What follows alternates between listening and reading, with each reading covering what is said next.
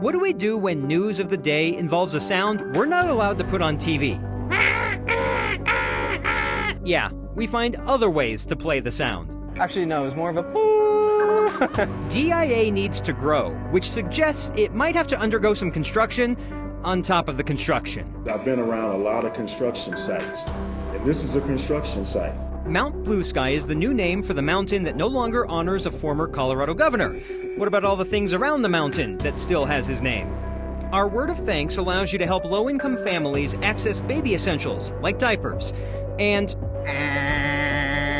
yeah, we got it. The loud noise story tonight on Next. What are you doing in, say, the year 2027? You'll be seeing construction at the airport, I can tell you that for sure. No, I'm not necessarily talking about the Great Hall construction, which started in 2017 and is on track to being done ahead of schedule. But we laugh at that because it's the new revised schedule of 2028. That construction includes a new, larger security checkpoint opening early next year. But that replaces the North Security that will close to be buffed up. It is part of DIA's Vision 100 plan, the effort to get the airport ready to handle 100 million passengers each year by 2030. That's double the capacity the airport was designed for. Today, DIA CEO Phil Washington talked about continued construction to retrofit the airport because he projects reaching 100 million passengers 3 years early in 2027. So before DIA is done remodeling, it needs to plan on remodeling. Beyond Vision 100 is Operation 2045. Everything's got to have a name. Getting DIA to accommodate 120 million passengers by 2045. And that comes with a long to-do list. We're evaluating additional infrastructure work for future consideration. We have to do the other side, the east security area. And that will look the same as the west that we will open up in February. We need new concourses. We need to refresh the existing concourses. There's much more traffic on Pena than was ever designed, and we need to do something about it. The biggest projects leading up to 2045, 4 new concourses with 100 new gates. Unlike the Great Hall, those projects won't impact checking in and getting through security and can probably be hidden at the end of the concourses that passengers won't have to access. Perpetual construction, I don't think so. We will finish the Great Hall ahead of schedule, and that is going to relieve a lot. Now, will we still have to do things like Pena and the baggage system and things like that? Yes, but those will be invisible, I think, to the passenger.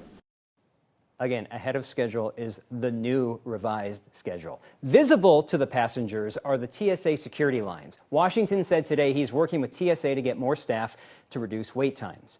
Who pays for all the construction? DIA does, not the city. We've done several stories about how DIA makes money from gate fees, fees on your airline tickets, concessions, rental cars, parking. Money spent at DIA generates money for DIA. As many as 3,000 Kaiser Permanente workers in Colorado walked off the job today and joined the largest healthcare worker strike in history. The nonprofit healthcare giant will continue to negotiate with the union and said patient care will continue for the duration of a 3-day strike.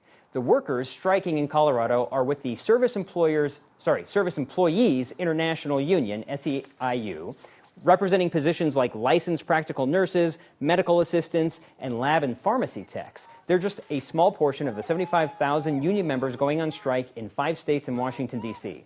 The union wants Kaiser to increase pay and hire more people to address gaps in patient care. There's a balance of what our membership considers to be a respectful contract, a respectful, dignified offer, and that hasn't been put across the table. So our folks said, we're not waiting any longer. We're going to go ahead and go forward, and hopefully Kaiser will pay attention. We're seeing tremendous amounts of burnout, and how is it that we support the profession of nursing and then the training of nursing and making sure that nurses have what they need out in the field. Kaiser has maintained the company pays employees competitively. A spokesman said that as of today, the company offered 12.5% raises in Colorado over 4 years, as well as a $21 minimum wage starting next year. The 14,000-foot mountain in Clear Creek County is no longer named Mount Evans. It's Mount Blue Sky. But that might come as a surprise if you look at all the landmarks, signs, and roads that still have the name of the former governor who resigned in 1865 after the Sand Creek Massacre. In fact, Mark Salinger found out you won't be seeing any new signs anytime soon. Names matter. Words mean ideas. They represent values in a community. Right, exactly. And these values are, I think, better expressed today, now. That's why Clear Creek County Commissioner Randy Wheelock fought to change Mount Evans to Mount Blue Sky, moving away from the name of the Colorado governor involved in the Sand Creek Massacre. They make people ask why. You know, when they see that it happens, when they see the changes, they'll ask, why did that name change? People that didn't know about it up till now. Yet change takes time. While the Board on Geographic Names approved the change last month, you wouldn't know that today. Driving on the Mount Evans Scenic Byway, stopping at the Mount Evans Trout Fishing Pond, getting off at the Mount Evans Exit, or hiking through the Mount Evans State Wildlife Area.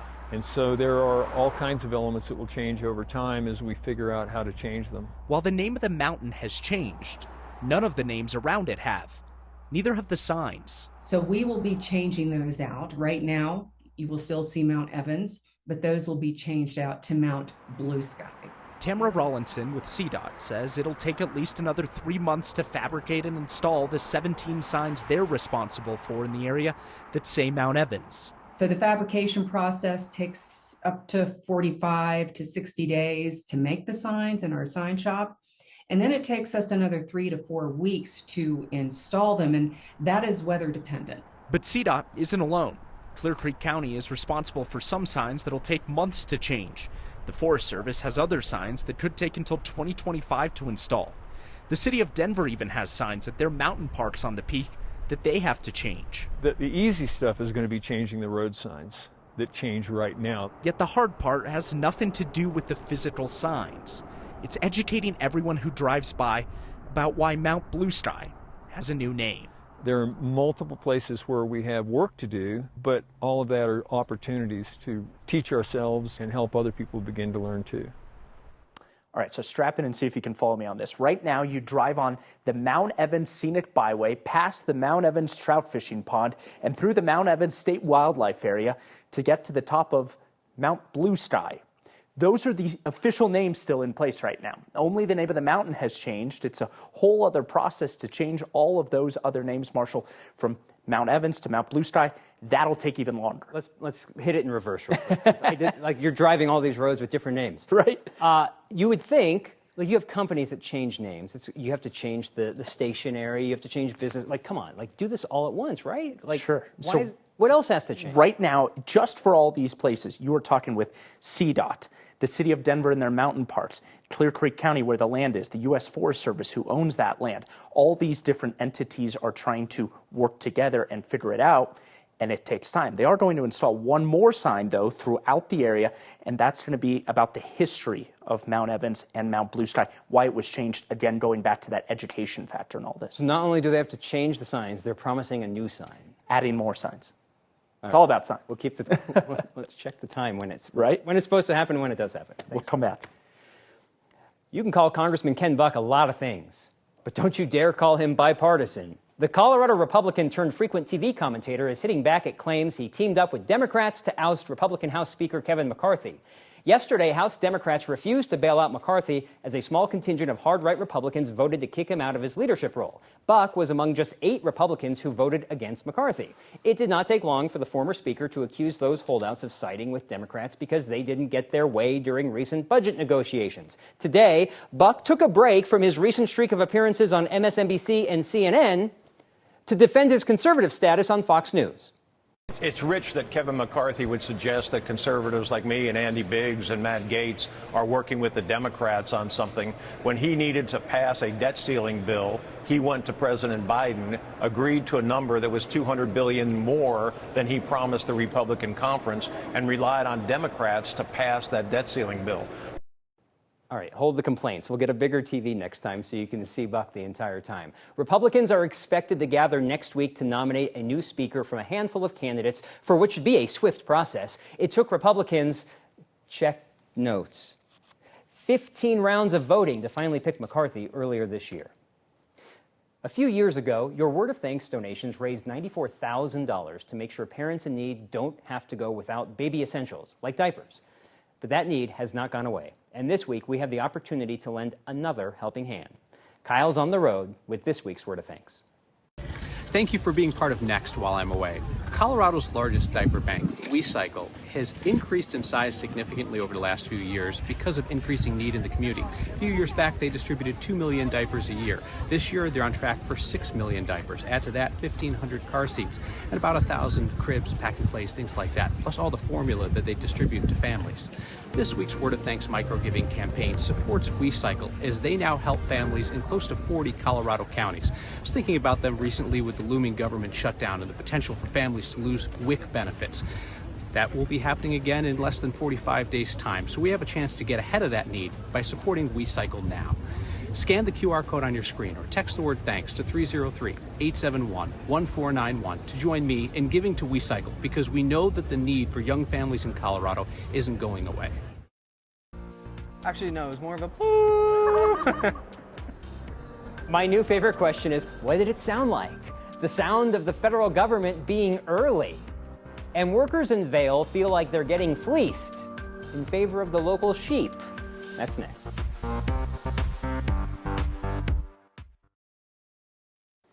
The FCC may want to change the rule on not allowing TV stations to re-air an emergency alert when it hears the sound effects we're going to use instead.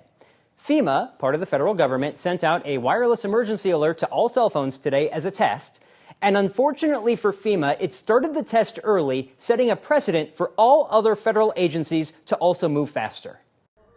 It's the kind of sound that comes out of your phone just before you hit snooze. A loud, alarming sound meant to get your attention. We're just not allowed to repeat it on TV. Sounded like a panic attack to me. FEMA sent cell phones from Union Station to DIA to all over the country this wireless emergency alert, a test of the system that is supposed to warn of a national emergency. It was scheduled for 12:20 Denver time, and unlike the speed we're used to from the federal government, it was 2 minutes early. My friend Katie was like, oh, I didn't get it, and as soon as she finished that sentence, her phone was going off. News stories are best told with video and natural sound. But we're not allowed to play the sound of the alert that's happening while this video was being recorded. We could be fined money for playing the audio, so we have to improvise. Actually, no, it was more of a poo. It's a good thing the FEMA alert was just a test, because the people seen on this security video at DIA did not appear to give a poo. I mean, this guy shrugs. This one checks the alert and puts his phone back down. I don't know if they're numb or what it is, but some people just didn't even bat an eyelash while I was like, what's going on? I think it's at least good that they're being proactive about it and that we have a system in place in case something does go wrong. But, I mean, it is crazy that we have to have that at all. Why was FEMA 2 minutes early? Well, FEMA promised approximately 12:20 our time, so I guess 12:18 is approximately. But you're up next, Passport Office. When I see 8 to 11 weeks as a wait for a passport, you're on notice that FEMA was early. Oh, Danielle's laughing at that. I was thinking the same thing about that 12:18. I mean, I looked at my phone and was like, wait, what? I thought it was 12:20. So what is the alarm sound you use from your phone? Mine's music. Mine's not that annoying, like jolting away. Can't do that. No? Yeah. I mean, it's not pleasant, but it wakes you up. Do you need to get woken up still? Good point. No, I do not. 4 a.m., 5 a.m., it's all natural, right? Yeah. Hey, you guys, we are looking at a beautiful day, some sunshine out there, highs in the low 70s this afternoon, and even tonight, that sunset going to be a beauty. Low 70s across the urban corridor, across the eastern plains, a couple of degrees warmer, 50s and 60s up into the high country. We have a little disturbance just to our north. It's keeping most of the moisture into parts of Montana and Wyoming, but that cloud cover will be rolling back into Colorado. It also will allow us to see some slightly cooler temperatures for the next couple of days. As we look at the futurecast tomorrow morning, couple of clouds out there, especially up in the high country, but that really is going to be about it. Soak in the sunshine while it's here and the fact that it finally feels a little bit more like fall. Highs tomorrow returning to the mid to upper 60s across the Denver area. We'll call it 67 here in the city with 70s into southeastern Colorado, 50s and low 60s for Colorado's mountains. Even cooler on Friday at 60 degrees on the nose, but we warm things right back up for the weekend. Highs return to the 70s, and I have 80 on deck on Sunday. The sunshine and the heat sticks around next week. we know my thoughts on that 7-day. Disappointing. Vail Resorts could take the money and run after town leaders decided to pay millions to save some sheep. That's next.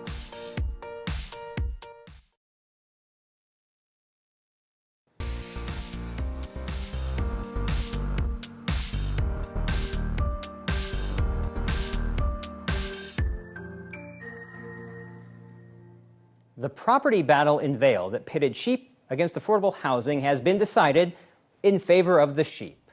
Vail Town Council met last night to determine if 23 acres in East Vail would go to bighorn sheep conservation or affordable housing for lower wage workers like lift operators at Vail Resorts, so they can afford to live in town. Council members acknowledge this years-long process has divided the town. Many East Vail residents and wildlife experts say it's the town's duty to protect the sheep's habitat. Supporters of affordable housing pointed out that East Vail is home to numerous million-dollar homes right next to the sheep. Bighorn sheep, as they say, have been here long before any of us were in this valley, long before people came here, and they deserve to be part of our community as well. I stayed here, and I raised a family, and now I can't afford to live in Vail, but I work in Vail because I love it. And just realize that doing this, yes, it's a win for the sheep, but know who else wins? Vail Resorts does. They get paid to walk away. Town leaders say they still support employee housing in downtown Vail. Ultimately, the pro-sheep movement won when council approved purchasing the land for $17.5 million after Vail Resorts declined an offer of $12 million last year. The company has previously said housing for their workers would be a priority, but has made no definitive guarantee that it would build units on another plot of land. $138,000 is either a good investment or an expensive lesson. The city of Anglewood just spent that much on a special recall election last night. 3 council members were on the ballot to be kept or kicked out, and as it stands right now, they will all be kept. Mayor Athoniel Sierra and council members Chelsea Nunnenkamp and Joe Anderson all appear to have held on to their seats. They were facing recall over density issues. Residents tried to recall 4 council members. Cheryl Wink resigned ahead of the recall election. Only Nunnenkamp's recall is close enough to perhaps be worried. No, don't recall her leads by 29 votes, though there are still some ballots that can be fixed for signature issues and overseas ballots that can still be counted. Your feedback and a return of our favorite game now, Where in the World is Kyle? That's next. Thanks for being part of Next while I'm away. WeCycle, Colorado's largest diaper bank, also provides formula. The shortage is over, but costs remain very high, and that's tough for families that are struggling. $5 feeds a kid on formula for a week. Text the word thanks to 303-871-1491 or scan the QR code on your screen to join me in giving to WeCycle. They provide Colorado families with the things that they need to have happy, healthy babies. Rural Colorado looks beautiful this time of year. Thanks, Kyle.